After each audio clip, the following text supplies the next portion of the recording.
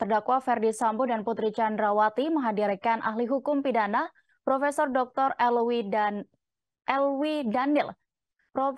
Profesor Elwi menjadi saksi ahli meringankan dalam sidang lanjutan di Pengadilan Negeri Jakarta Selatan pada Selasa 27 Desember 2022 hari ini.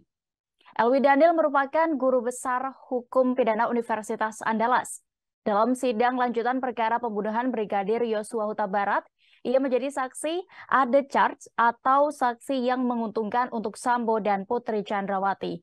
Profesor Elwi menjadi ahli hukum pidana kedua yang dihadirkan kubu Ferdy Sambo. Pada persidangan sebelumnya juga dihadirkan Dr. Mahrus Ali dari Universitas Islam Indonesia.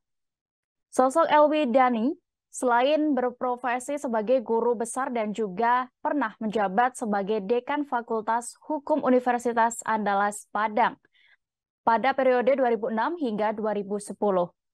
Pria kelahiran Tanah Datar, Sumatera Barat 25 Juni 1960 silam itu juga menyelesaikan pendidikannya di Fakultas Hukum Universitas Andalas Padang.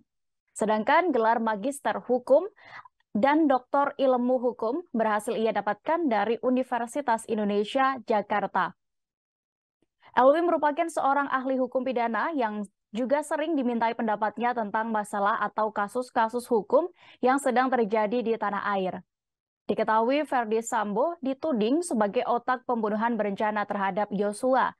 Jaksa penuntut umum menyatakan bahwa Sambo merencanakan pembunuhan tersebut di rumah pribadinya di Jalan Saguling 3, Jakarta Selatan pada Jumat 8 Juli 2022 lalu. Profesor Elwi telah selesai memberikan keterangannya dalam sidang lanjutan pagi hingga siang hari ini. Dalam keterangannya menjelaskan soal perbedaan tindak pidana pembunuhan dalam pasal 338 KUHP dan pembunuhan berencana dalam pasal 340 KUHP. Menurutnya kedua tindak pidana itu harus memiliki unsur kesengajaan menghilangkan nyawa orang. Namun dalam pasal 340 ada unsur kesengajaan dan direncanakan terlebih dahulu. Elwi menjelaskan kriteria pelaku tindak pidana bisa dijerat pasal pembunuhan berencana jika memenuhi 3 unsur. Pertama, dalam proses pembunuhan berencana, kehendak pelaku melakukan itu harus diputuskan dalam situasi tenang.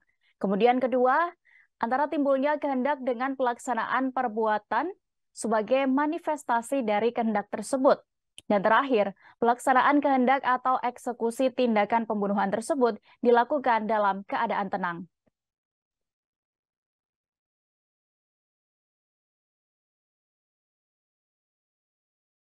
Terima kasih sudah nonton. Jangan lupa like, subscribe, dan share ya.